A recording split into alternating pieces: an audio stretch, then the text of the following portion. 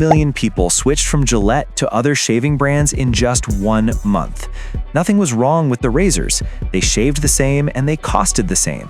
What changed was one decision at the top, an ad that Gillette released that wasn't about blades, comfort, or performance, it was about men. More specifically, it questioned male behavior and masculinity. To a lot of longtime customers, it didn't feel like a message about society, it felt like an accusation. And it all started with the idea to modernize the brand. Gillette's message against so-called toxic masculinity. Others believe the ad is putting all men under attack, and so now they're striking back. For more than 100 years, Gillette wasn't just another shaving company, it was the shaving company. If a man shaved, chances are he used Gillette. In many households, it wasn't even a choice. Fathers used it, so their sons used it. That loyalty carried across generations. Gillette's dominance started in 1901 when King Camp Gillette introduced the safety razor. At a time when men used dangerous straight razors, Gillette offered something safer, cheaper, and easier. It changed shaving overnight. Over the decades, the company kept winning by improving small things that mattered: better blades, smoother shaves, and constant innovation. By the mid-20th century, Gillette had locked itself into culture. It sponsored major sports, worked with top athletes, and became closely tied to ideas of confidence, success, and masculinity. This wasn't accidental. Gillette understood its audience better than almost any consumer brand in history. Then in 1989, they introduced one of the most successful slogans ever created: "The best a man can get." That line did more than sell razors. It made men feel like buying Gillette meant holding yourself to a higher standard. The brand wasn't just in bathrooms, it was in people's heads. By the early 2000s, Gillette controlled nearly 70% of the global razor market. In 2005, Procter Gamble bought Gillette for $57 billion, calling it one of the strongest brands in the world. At that point, Gillette looked untouchable, which is exactly why what happened next shocked everyone. In January 2019, Gillette posted an ad that instantly became one of the most controversial marketing decisions in modern history. The video opened with men staring into mirrors while news clips played in the background, talking about bullying, harassment, and the #MeToo movement. From the very first seconds, it was clear this wasn't a normal razor ad. There were no blades and no shaving scenes. Instead, the ad showed men fighting, boys being aggressive while adults said boys will be boys, men catcalling women on the street, and male executives talking over female coworkers in meetings. The message built toward one central idea: men needed to be held accountable. The ad ended by flipping Gillette's famous slogan. Instead of "the best a man can get," the new line was "the best men can be." The intention, according to Gillette, was to promote positive behavior, encourage better role models, and align the brand with modern social values. On paper, it was meant to look responsible and forward-thinking. But that was not how it landed. To millions of viewers, especially longtime customers, the ad didn't feel like encouragement. It felt like a lecture. Worse, it felt like an accusation.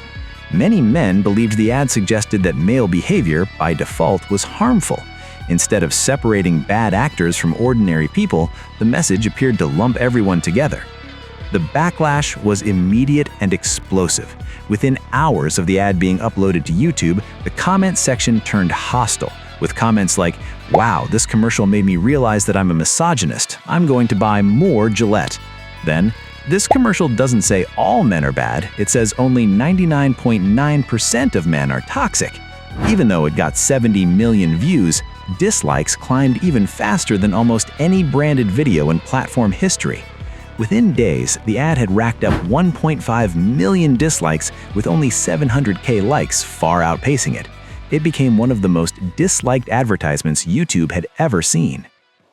Social media amplified everything. The hashtag Boycott Gillette began trending across Twitter, Facebook, and YouTube.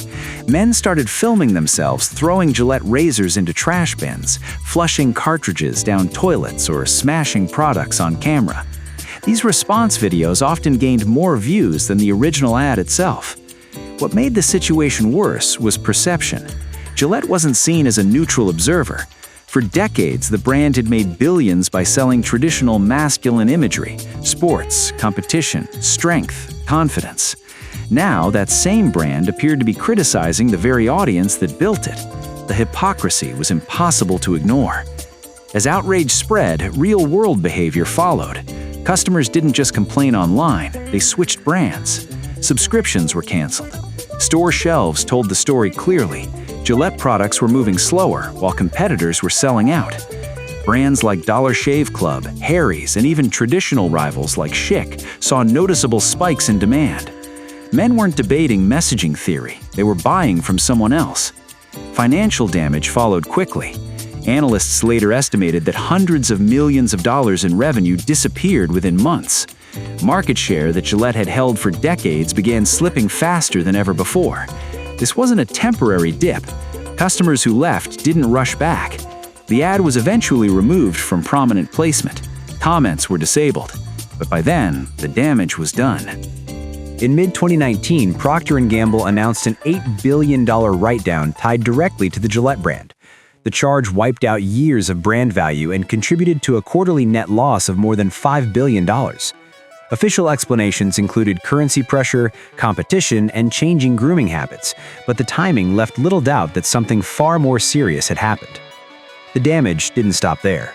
In December 2023, Procter & Gamble disclosed an additional $1.3 billion write-down related to its grooming business. By that point, Gillette's dominance had clearly shifted from market leader to defensive position. What made this collapse different was speed. Gillette had lost market share before, but slowly. This time, the decline was sharp, visible, and permanent. Customers who left didn't return. Loyalty that had taken generations to build vanished in months. For decades, Gillette was considered untouchable. After 2019, it became a case study, not in innovation, but in how fast a market can move when trust breaks, and how brutally numbers punish brands that underestimate their customers. From 2015 to 2018, Gillette's grooming division made around $1.5 to $1.7 billion in profit every year. Then 2019 hit. Revenue stayed around $6.2 billion, but profits collapsed into a $5.2 billion loss.